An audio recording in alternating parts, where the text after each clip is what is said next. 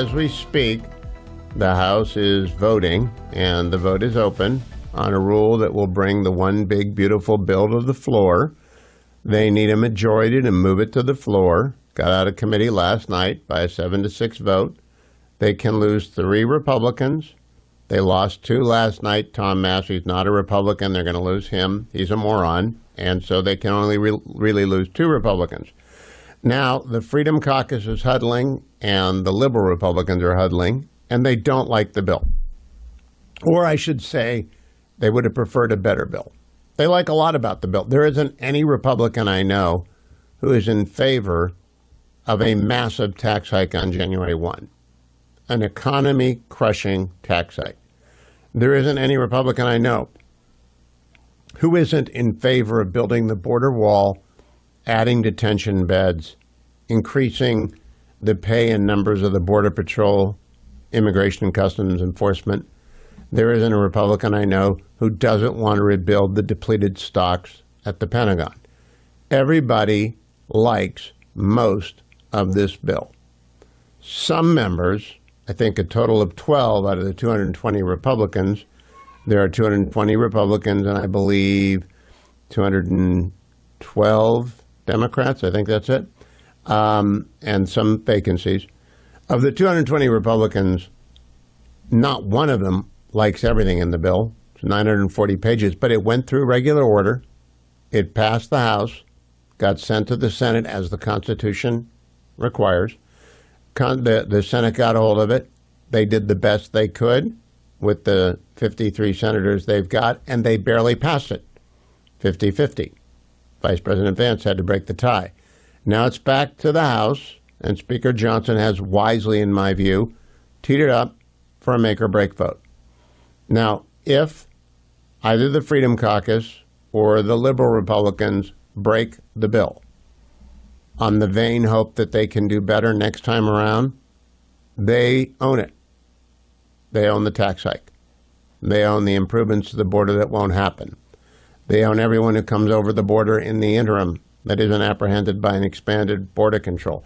They own whatever happens to our national security, all the delays that happen. They own it all because, classic phrase, they're going to let the perfect become the enemy of the very, very, very good, because this is a very, very, very good bill. It delivers 95% of the Trump agenda. Donald Trump did not run on the reform of entitlements, but it's possible that with a second reconciliation bill, which is indeed possible because they went with one big, beautiful bill, that the people concerned with entitlements can actually take them on. That is the big objection from some members of the Freedom Caucus, is that the Senate didn't cut enough. Some of the cuts that the Senate tried were blocked by the Senate parliamentarian under the procedure known as the bird bath, a rule that governs the reconciliation process. And we don't want to change the rules in the Senate. That's why we don't want to change the rule in the filibuster. So the House often is mad at the Senate, and the Senate is often mad at the House, and that's the way it's supposed to be. And ordinarily, if the two chambers broke down and went home angry, I wouldn't mind. But they're not going to get it back together again. This is the best they're going to do because they need 50 Republicans in the Senate and they need 217 Republicans in the House. This is the best that can be done. Now, there are some very sincere deficit hawks. I think of Mr. Roy of Texas. And Mr. Roy of Texas has been saying the same thing forever. This debt is unsustainable. Chairman Powell agreed with him yesterday. We can sustain the debt we have. We can't sustain the path we're on. We have to grow the economy. So the number one consideration for me is national defense. And we are way below where we need to be on funding national defense. But the second most important consideration is a tax code that promotes growth. We can't be a 2% GDP country. We've got to be a 4 and a 5% GDP country. That only happens when you encourage investment, when you allow for immediate 100% depreciation of investment. It only happens when you keep marginal tax rates low. It only happens when you take away the tax on tips, the tax on Social Security for low Social Security income earners. It only happens when you do a bunch of things and make them permanent in the tax code. So we don't have to do this again in 10 years. We did this in 2017, and the tax cuts that Donald Trump passed in 2017 expire at the end of 2025. So we're getting an automatic jack-in-the-box, scare you to death tax cut, and it's going to hurt the market. Now, if the members of the Freedom Caucus are in there telling each other, well, they'll have to rewrite it. They'll have to do it. We dare not do this. They don't understand everything that can go wrong. They forget Jim Jeffords. All right, now they've got 53 in the Senate. So it's not a question of one senator jumping, but it is a question of one senator changing their mind on the vote 50-50. One senator changed their mind. They don't get it out of the Senate. And the House, one member of the House changes their mind. They don't get it out of the House. So it's a compromise of a compromise. So nobody loves it, and everybody should like it. And everyone should vote for it. And it shouldn't be drama. All right? We don't need drama. There are some members who are frauds, like Tom Massey of Kentucky. He's a fraud. He's not really there to be a congressman. He's not really there to be a Republican.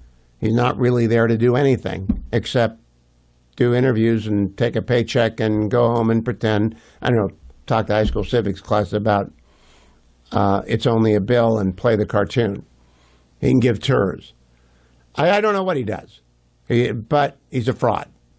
There are other serious deficit hawks, and there are other serious moderate Republicans who have deep-seated concerns about cutting too deep or not cutting too much or not cutting enough. And I believe them. I've had Chip Roy on this program. We text, we talk. I agree with him. We have to be serious about entitlement. I want a BRAC commission on entitlement. Wrote up for Fox News tomorrow, where if the president gives to the Freedom Caucus, okay, guy, you get the second reconciliation bill. You write it, you manage it, you do the best you can. I'll support you. Not a guarantee we'll get it through.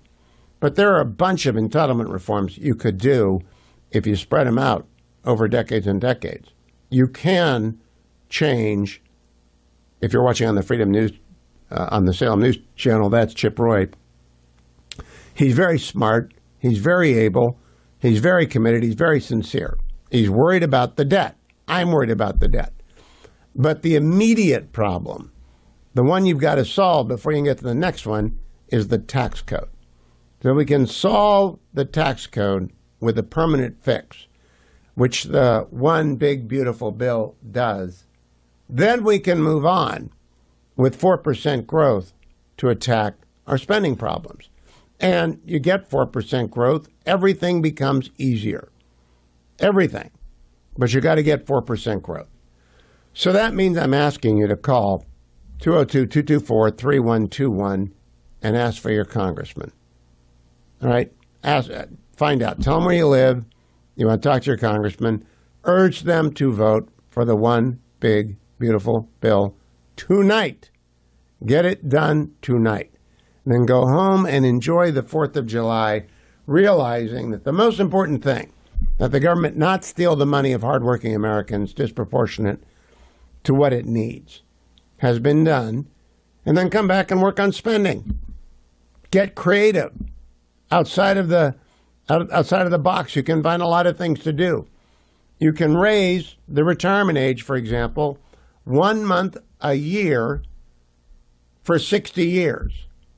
Okay, in 12 years, in 2037, you can retire at 66. Got it? Very slow changes to the entitlement curve work. You can work on those. You can have a commission. You can have the commission come back and organize an up or down vote based upon that.